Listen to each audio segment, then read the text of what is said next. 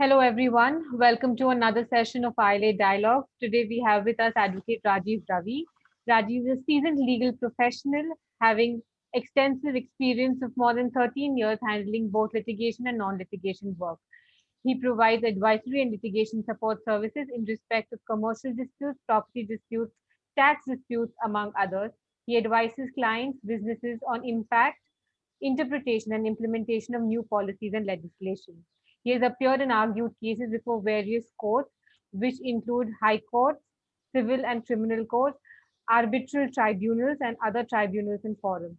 He has earned his LLM in constitutional and administrative law from Mumbai University and Master in Business Law from SIU Bangalore. Welcome, Rajiv.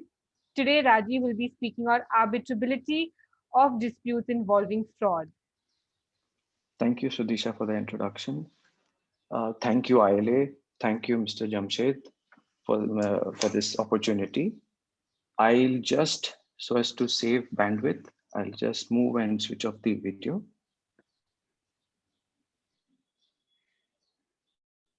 Yes. Right. So this is a topic which has been very interesting. I've received a few requests from colleagues also to speak on. It is, we all know fraud, and we all wonder whether fraud is whether there is a dispute and where there is an allegation of fraud. Is that something that can be referred to arbitration, or do we have to file a case in the civil court? So let's look at some of the recent decisions of the Honorable Supreme Court on this subject. Before we get into the aspect of arbitrability of fraud, we'll need to understand the term arbitrability. The Arbitration and Conciliation Act basically provides the framework for the parties to have their disputes adjudicated by a private fora, chosen voluntarily, the emphasis being on voluntarily, by the parties, as against adjudication of the disputes by a public fora such as the civil courts. Does this mean that any kind of dispute can be adjudicated by the private fora, that is arbitral tribunal or an arbitrator? The answer is no. This is where we'll have to look at the concept of arbitrability, what is arbitrable and what is non-arbitrable. These terms are not defined in the Arbitration Act. Hence, we will have to analyze the provisions of the Arbitration Act, which deals with challenge of an arbitral award, that is Section 34, and examine certain case laws of the Supreme Court on this subject.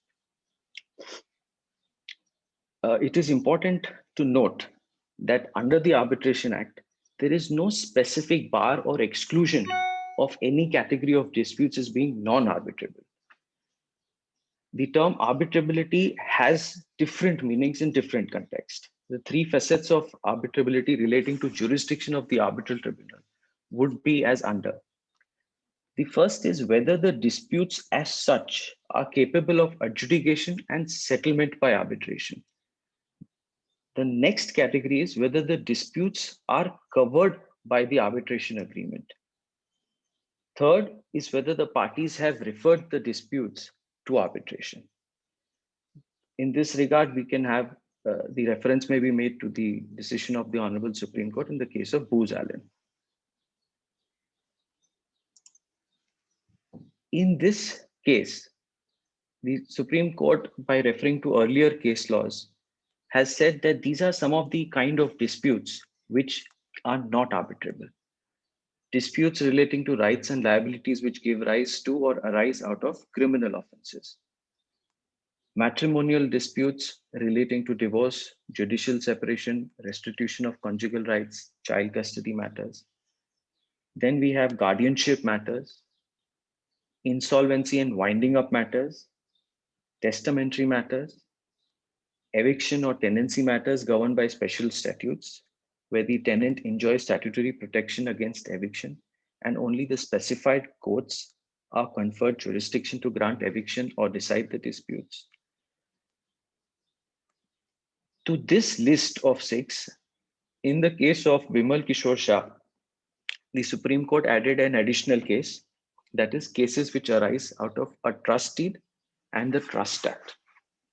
Thus, even those situations where there might be an arbitration clause in a trust deed it has been held that since there is a specific forum and the act provides for an implied exclusion of uh, arbitration because there are civil courts, they have said that these disputes are not arbitrable. Likewise, taking the ratio from the said case, we can say that where there is an implied or explicit bar to resolution of disputes under the Arbitration Act, then those cases are some which are not arbitrable. Then we'll have cases which are relating to intellectual property rights, patent and copyright, being rights in rem, which are to be decided by civil courts. Cases under the special statutes, such as Consumer Protection Act, wherein the Act specifically states that the provisions of the Act are in addition to and not in derogation to the provisions of any other law, that they are an additional way, and therefore these are not considered as arbitrable. That is, you cannot file a Section 8 application in a consumer court and saying that because there is an arbitration clause, let this dispute not be decided by the consumer courts. That cannot be done. Then we would have to look at what is fraud. Fraud is not really defined in the IPC. However, fraudulently has been defined in section 25 of chapter 2 of IPC under general explanation, which reads, fraudulently, a person is said to do a thing fraudulently if he does that thing with intent to defraud but not otherwise. In the context of civil law, we find fraud to be defined in section 17 of chapter 2 of the Indian Contract Act. Fraud would mean and include any of the following acts committed by a party to a contract or with his connivance or by his agent with intent to deceive another party thereto or his agent or to induce him to enter into the contract.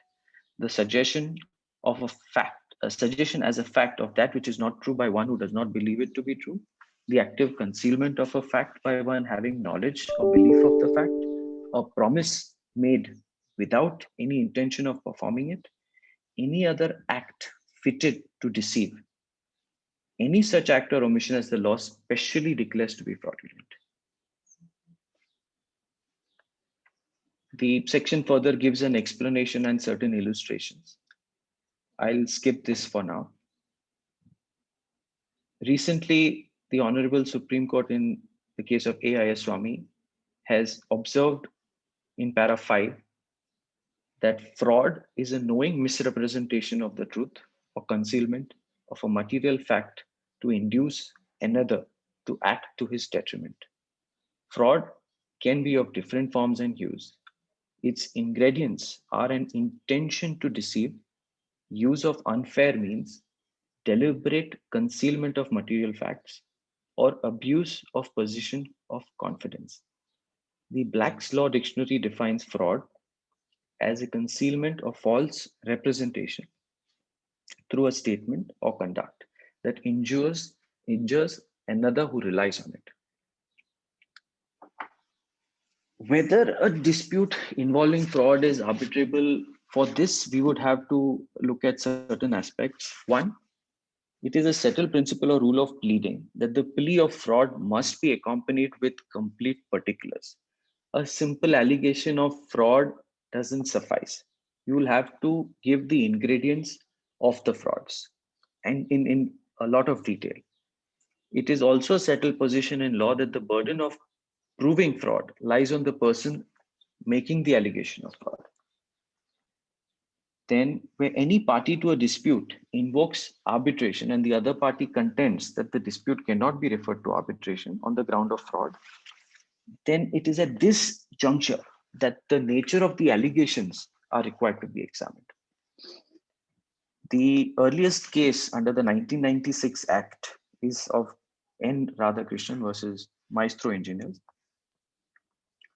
This was a two-judge Supreme Court bench wherein they relied upon the three-judge bench of the Supreme Court in the case of Abdul Qadir to hold that even though there was an arbitration clause in existence and the subject matter was within the jurisdiction of the arbitrator, since there were serious allegations made by one party against the other alleging commission of malpractices in the accounts book and manipulation of the finances of the partnership firm, the dispute could not be properly dealt with by the arbitrator.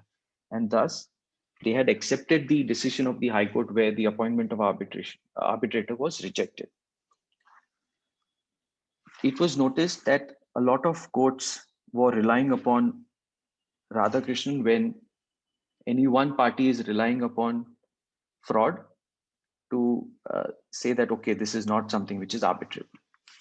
However, it is seen that there were certain, notwithstanding this decision, there were various high courts who took the view that a distinction has to be made between serious issue of fraud and a mere allegation of fraud, also referred as fraud simpliciter. And the former has been held to be not arbitrable. It is also seen that the Honorable Supreme Court in a single judge bench which arose under Section 11 in the case of Meguin GmbH versus Nandan Petrochem appointed an arbitrator notwithstanding the fact that there were issues of fraud which were alleged by one of the parties. Likewise, in the case of Swiss Timming Limited, again in the jurisdiction under Section 11, the Honorable Supreme Court in fact went one step further. It held that the judgment in the case of N. Radhakrishnan was per incurium, did not lay down the correct law, and thus could not be relied upon. Post these two events, these judgments, the Law Commission in August 2014, by its report number 246, had an opportunity to examine the various case laws, the conflicting views, took note of it, and then recommended amendments to Section 16 so as to put rest the controversy by making issues of fraud expressly arbitrable. However, it is to be noted that this recommendation has not been incorporated in the 2015 or the 2019 amendment to the Act. In the sequence of events post the Law Commission report and the conflicting views, the Honorable Supreme Court in the case of A.I.S. Swamy had an opportunity to clarify the decision in N. Radhakrishnan, and while clarifying it held as in para 25 as under. In view of our aforesaid discussion, we are of the opinion that mere allegations of fraud simpliciter may not be a ground to nullify the effect of arbitration agreement between the parties. It is only in those cases where the court, while dealing with Section 8 of the Act, finds that there are very serious allegations of fraud, which make a virtual case of criminal offense, or where allegations of fraud are so complicated that it becomes absolutely essential that such complex issues be decided only by civil court on the appreciation of the voluminous evidence that needs to be produced. The court can sidetrack the agreement by dismissing the application under Section 8 and proceed with the suit on merits. It can be so done also in those cases where there are serious allegations of forgery, fabrication of documents in support of the plea of fraud, or where fraud is alleged against the arbitration provision itself, or is of such a nature that permeates the entire contract, including the agreement to arbitrate, meaning thereby in those cases where fraud goes to the validity of the contract itself, of the entire contract which contains the arbitration clause, or the validity of the arbitration clause itself. Reverse position thereof would be that where there are simple allegations of fraud touching upon the internal affairs of the party inter se, and it has no implication in the public domain, the arbitration clause need not be avoided and the parties can be relegated to arbitration. While dealing with such an issue in an application under Section 8 of the Act, the focus of the court has to be on the question as to whether jurisdiction of the court has been ousted instead of focusing on the issue as to whether the court has jurisdiction or not. It further held that it has to be kept in mind that insofar as the statutory scheme of the Act is concerned, it does not specifically exclude any category of cases as non-arbitrable. Such categories of non-arbitrable subjects are carved out by the courts, keeping in mind the principle of common law that certain disputes which are of public nature are not capable of adjudication. And settlement by arbitration and for resolution of such disputes, courts that is public forum are better suited than a private forum. Therefore, the inquiry of the court while dealing with an application under Section 8 of the Act should be of the aforesaid aspect, namely, whether the nature of dispute is such that it cannot be referred to arbitration, even if there is an arbitration agreement between the parties. When the case of fraud is set up by one of the parties, and on that basis that party wants to wriggle out of that arbitration agreement, a strict and meticulous inquiry into the allegations of fraud is needed. And only when the court is satisfied that the allegations are of serious and complicated nature, that it would be more appropriate for the court to deal with the subject matter rather than relegating the parties to arbitration, then alone such an application under Section 8 should be rejected. Para 45 of the said ISWAMI decision further observed and held. The position that emerges both before and after the decision in N. Radhakrishnan is that successive decisions of this court have given effect to the binding percept incorporated in Section 8. Once there is an arbitration agreement between the parties, a judicial authority before whom an action is brought covering the subject matter of the arbitration agreement is under a positive obligation to refer parties to arbitration by enforcing the terms of the contract. There is no element of discretion left in the court or judicial authority to obviate the legislative mandate of compelling parties to seek recourse to arbitration. It further held that the judgment in N. Radhakrishnan is, however, being utilized by parties seeking a convenient ruse to avoid arbitration to raise a defense of fraud. In para 45.1, it further observed and held, it is necessary to emphasize that the judgment in N. Radha does not subscribe to the broad proposition that a mere allegation of fraud is ground enough not to compel parties to abide by their agreement to refer disputes to arbitration. Hence, it is necessary to emphasize that as a matter of first principle, this court has not held that a mere allegation of fraud will exclude arbitrability. The burden must lie heavily on a party which avoids compliance with the obligation assumed by it to submit disputes to arbitration to establish the dispute is not arbitrable under the law for the time being enforced. In each such case where an objection on the ground of fraud and criminal wrongdoing is raised, it is for the judicial authority to carefully sift through the material for the purpose of determining whether the defense is merely a pretext to avoid arbitration.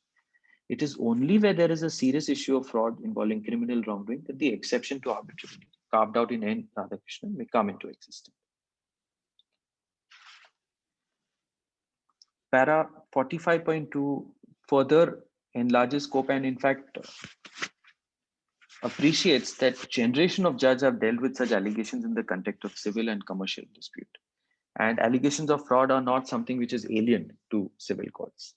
If an allegation of fraud can be adjudicated upon in the course of a trial before an ordinary civil court, there is no reason or justification to exclude such disputes from the ambit and purview of a claim in arbitration. The parties who enter into commercial dealings and agree to a resolution of disputes by an arbitral forum exercise an option and express a choice of a preferred mode for resolution of their disputes. The parties in choosing arbitration place priority upon the speed, flexibility, and expertise inherent in arbitral adjudication. Once parties have agreed to refer disputes to arbitration, the court must plainly discourage and discountenance litigative strategies designed to avoid recourse to arbitration. Any other approach would seriously place in uncertainty the institutional efficacy of arbitration. Such a consequence must be issued.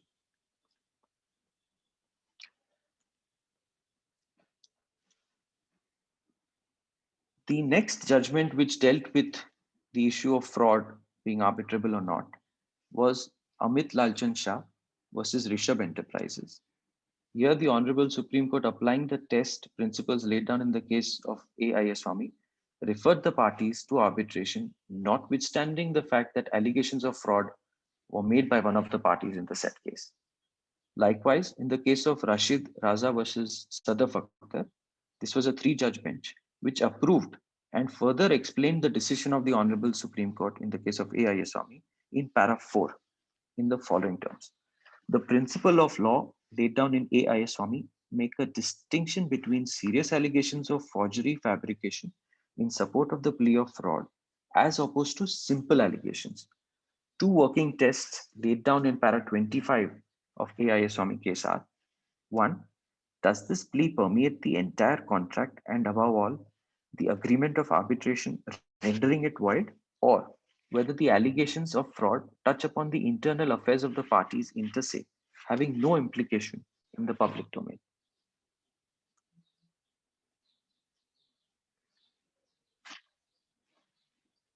Thereafter, this was a decision, recent decision. Uh, Mr. Roington was there, the one of the judges in this bench. Here, from para 6 to para 33, it has exhaustively examined and analyzed substantive law in India qua arbitrability when allegations of fraud are raised by one of the parties to the arbitration agreement. Right from the decision of the Honorable Supreme Court in the case of Abdul Qadir to Rashid Raza. Thereafter, in para 34, it held as under. After these judgments, it is clear that serious allegations of fraud arise only if either of the two tests laid down are satisfied and not otherwise. The first test is satisfied only when it can be said that the arbitration clause or agreement itself cannot be said to exist in a clear case in which the court finds that the party against whom breach is alleged cannot be said to have entered into the agreement relating to arbitration at all.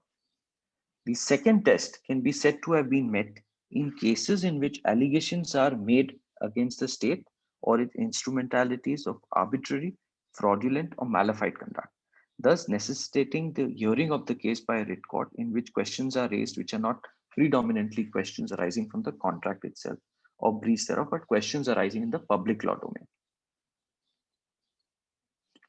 In the same case, in para 35, it was observed that at this stage it is necessary to deal with a broad statement of the law in AFCONS and Booz Allen. When AFCONS refers to paragraph 27.4 to cases involving serious and specific allegations of fraud, fabrication of documents, forgery, impersonation, coercion, etc., this must now be understood in the sense laid down in I.S. Swamy and Rashid Raza. When it comes to para 27.6 in AFCONS, and paragraph 36.1 in Booz Allen, namely cases involving prosecution for criminal offences, it is also important to remember that the same set of facts may have civil as well as criminal consequences. Thereafter, after examining the case laws on the above aspect, from para 36 to para 41, the Honorable Supreme Court, in para 42, it holds as under. In light of the aforesaid judgments, para 27.6 of AFCONS and paragraph 36.1 of Booz Allen must now be read subject to the rider that the same set of facts may lead to civil and criminal proceedings, and if it is clear that a civil dispute involves questions of fraud, misrepresentation, etc., which can be the subject matter of such proceedings under section 17 of the Contract Act and or the tort of deceit, the mere fact that criminal proceedings can or have been instituted in respect of the same subject matter would not lead to the conclusion that a dispute which is otherwise arbitrable ceases to be so. This aspect was further elaborated in para 43 to 46 of the said judgment, which can be referred. Thereafter, immediately after the earlier decision, in the case of Avitel, the case of Deccan Paper Mills came up for hearing before a 3-judge bench. Here, they followed the decision, following this, we have where in para 4 it observed and held as under. We have in our judgment in Avital Post Studios laid down the law on invocation of the fraud exception in some detail, which reasoning we adopt and follow. So now here is a 3-judge bench which is confirming and approving a 2-judge bench in the case of Avital. The said judgment indicates that given the case law since N. Radhakrishnan, it is clear that N. Radhakrishnan as a precedent has no legs to stand on. If the subject matter of an agreement between parties falls within section 17 of the Indian Contract Act 1872 or involves fraud in the performance of the contract, as has been held in the aforesaid judgment, which would amount to deceit being a civil wrong, the subject matter of such agreement would certainly be arbitrable. Further, we have also held that merely because a particular transaction may have criminal overtones as well, does not mean that its subject matter becomes non-arbitrable. In the said background, the summary and the key takeaways that we can now have are the trend that can be seen from the aforesaid decisions of the Honorable Supreme Court is that there is an enlargement in the scope of arbitration to include disputes, issues involving fraud. This is to bring the law of arbitration in India in sync with the practice adopted and followed in other jurisdictions in cases involving allegations of fraud and to bring about a sense of business efficacy. Mere allegation of fraud by a party to an arbitration agreement will not be sufficient to escape the effect of the arbitration agreement. It is only in serious cases of fraud where the underlying document which contains the arbitration clause is a forged, fabricated, or fraudulent document that the courts may refuse to refer the parties to arbitration and relegate them to the remedy of civil courts.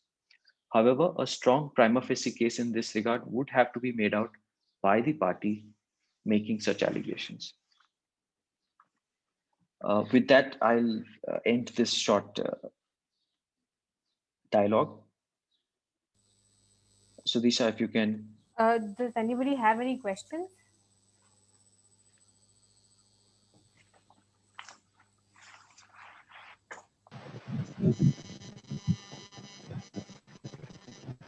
I don't think any.